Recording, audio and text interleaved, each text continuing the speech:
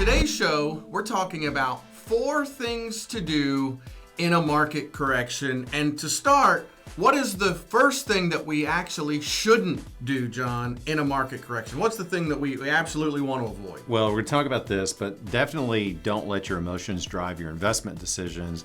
The first thing that we really need to mention, and one of the hardest things to do, is to actually be patient when you're having seasons of volatility like we're having right now. It's hard to be patient in these markets. It is hard to be patient, and the desire to want to sell everything, right? It's almost like when the market goes down and you start to see those account values going down, people equate that to pain, right? Think about it this way.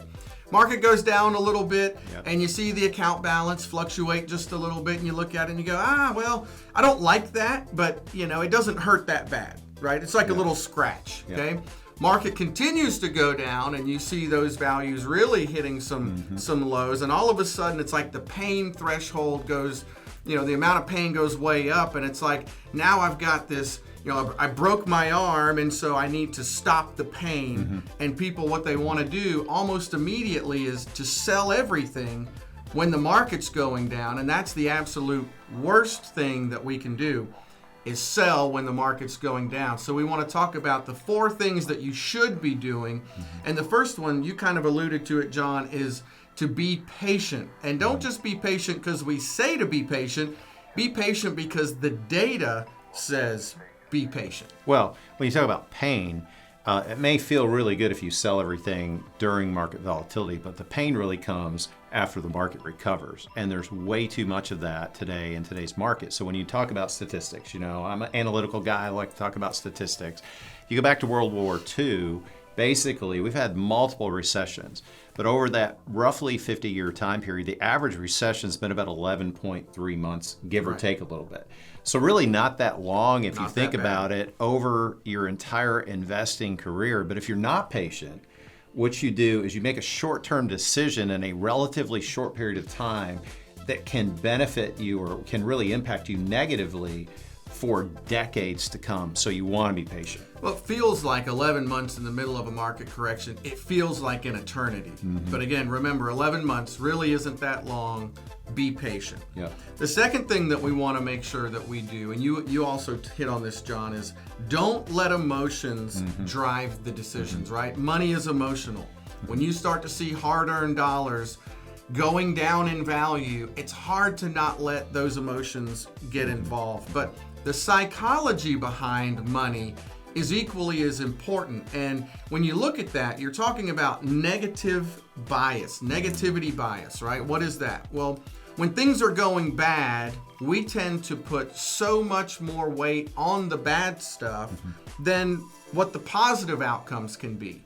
Being patient in a market downturn, if we can get the emotions out of the way, not allow the psychology to put the negativity in, there are actually opportunities we can experience, and there's a lot of good, believe it or not, a lot of good that can come in the middle of a market downturn if we can be patient. Yeah, absolutely. Volatility absolutely produces amazing opportunities moving forward. And there's this leading research firm called Dalbar that you can actually look them up. They've studied investor behavior for decades, and what they have proven over and over again, investors want to believe that they buy low and sell high because that sounds smart and intuitive. Right.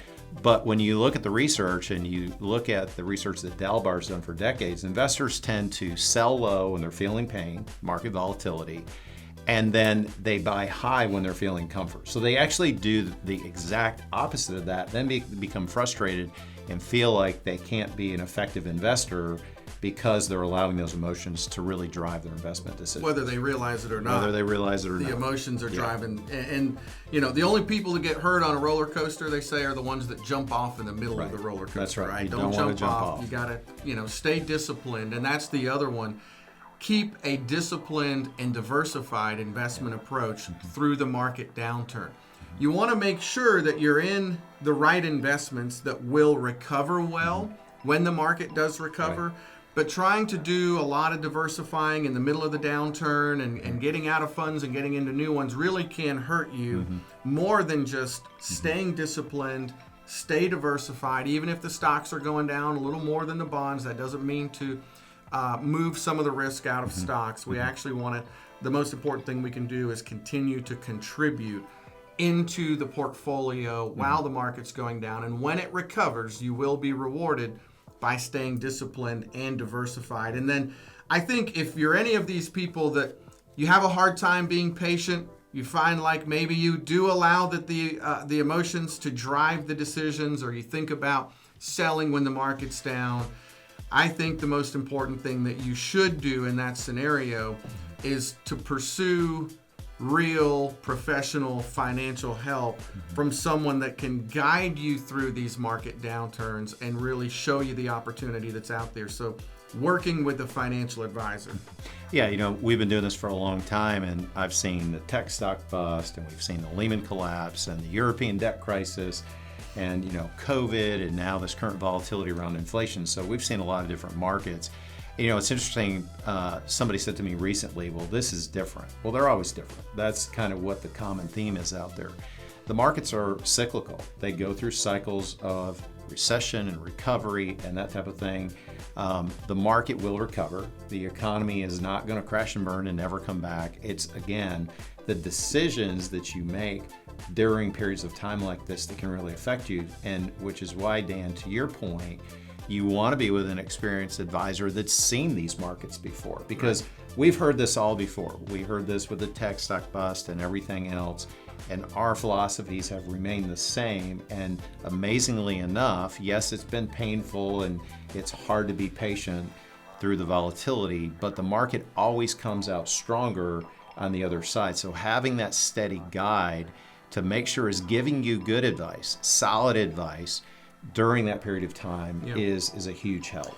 Well, and we also, a lot of firms do out there, at our financial planning firm, we offer a free financial plan checkup. You can go to www.beaconcm.com, get more information on that. But you can get a checkup in the middle of a market downturn, but you want that done by a professional that can really help you unpack where are you? Are you still in the right positions to benefit when the market recovers? So again, 4 things not to do. Or to do: be patient, don't let emotions drive those decisions, stay diversified, and find an advisor that you can trust to help you through those situations. So thanks for watching the show here today, Retirement Talk, and subscribe to the YouTube channel for more episodes like this.